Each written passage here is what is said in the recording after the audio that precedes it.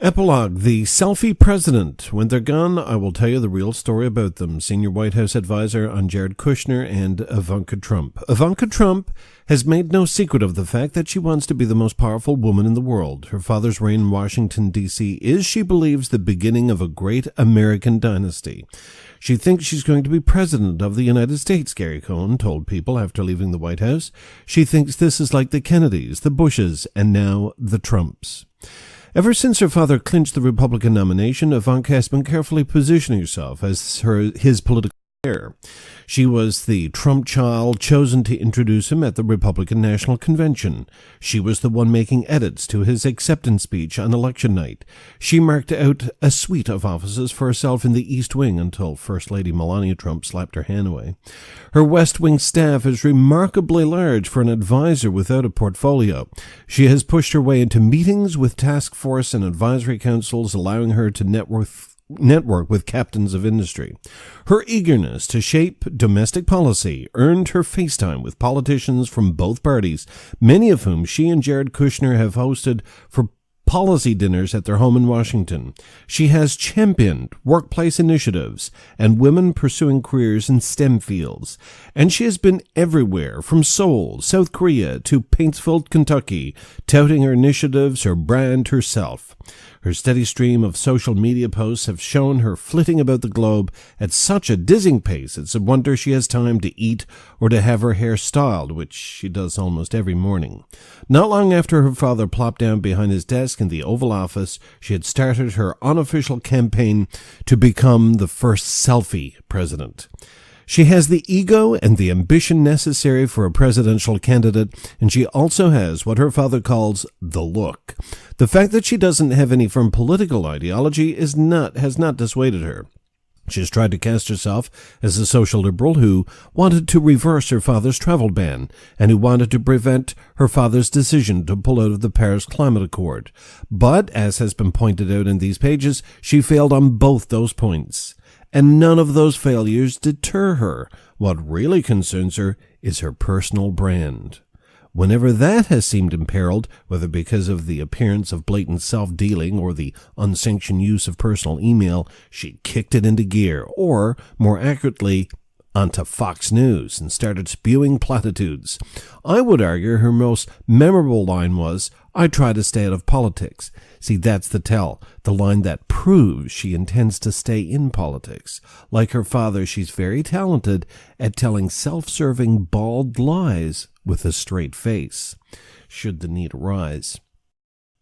Her husband has so far proven even more apt at thriving in Washington. He has, as of press day, dodged even more lethal bullets, investigations about his meetings with Russians, which he omitted from his security clearance forms, misuse of a personal email account, criminal questions about the firing of James Comey, in which he played a critical role, ethics questions about his limited divestiture, ethics questions about loans to Kushner companies, questions about Kushner companies' alleged misuse of the EB-5 visa program. His secretive bromance with the Crown Prince of Saudi Arabia played very poorly in the media after the CIA concluded in November 2018 that the Crown Prince had ordered the brutal murder of journalist Jamal Khashoggi. He is clearly his father's son in so many ways, including a disdain for rules, for ethics, for honesty. Charlie Kushner was comfortable hiring a prostitute in order to blackmail his sister and brother-in-law. Jared was apparently comfortable glossing over the political assassination of a U.S. resident who dared to criticize a ruthless autocrat. Despite all that, the future looks bright for Javanka. In December 2018, Chief of Staff John Kelly, the only firewall between them and President Donald Trump, left the White House. With Kelly gone, their power will only increase. But there's an equally plausible alternate scenario for the next 2 years or more of the Trump administration, one in which Kushner and Ivanka finally face a reckoning. First, there's the Robert Mueller investigation. At the time of this writing, there was speculation that dozens of sealed criminal indictments spotted on the docket for Washington, D.C. federal court could sign or be a signal of big changes to come. Even if Kushner survives that, he and Ivanka still face the very real possibility of being scrutinized by the Democrats who now hold power in the House of Representatives. Thanks to the blue wave of the 2018 midterms, they now have subpoena power. What had previously just been a public relations headache for Javanka became something far more serious. Incoming House Intelligence Committee Chair Adam Schiff promised a deep dive on Saudi Arabia, including examinations of whether Trump and presumably Kushner let conflicts of interest affect U.S. policy and relations with Riyadh. In the Senate, Lindsey Graham called for targeted sanctions reaching into the Saudi royal family, and Paul Rand demanded an end to arms sales to Riyadh. Outgoing Foreign Relations Committee Chairman Bob Corker teamed up with Democratic colleagues to force the White House to look into Khashoggi's killing more closely. House Democrats are now entitled to ask for documentation on all the other thorny questions raised in these pages. Kushner's clearance forms omissions, his meetings with Russians and other government representatives while simultaneously conducting family business, any role Qatar may have played in paying off the loan on 666 Fifth Avenue, the facts as to whether Kushner had and maintained a profit-sharing arrangement with his brother Josh Kushner, who wanted the White House visitor logs made private, and why. What did Jared know about Saudi Arabia's plans to attack Qatar? How many times did Ivanka waste State Department resources trying to fly in a government plane?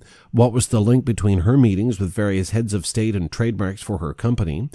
If this is the direction the couple's story takes, then who knows how and where it ends. One day, when Jared and Ivanka are gone, I will tell you the real story. One of my most important sources told me. It didn't sound as though what he wanted to tell me was flattering.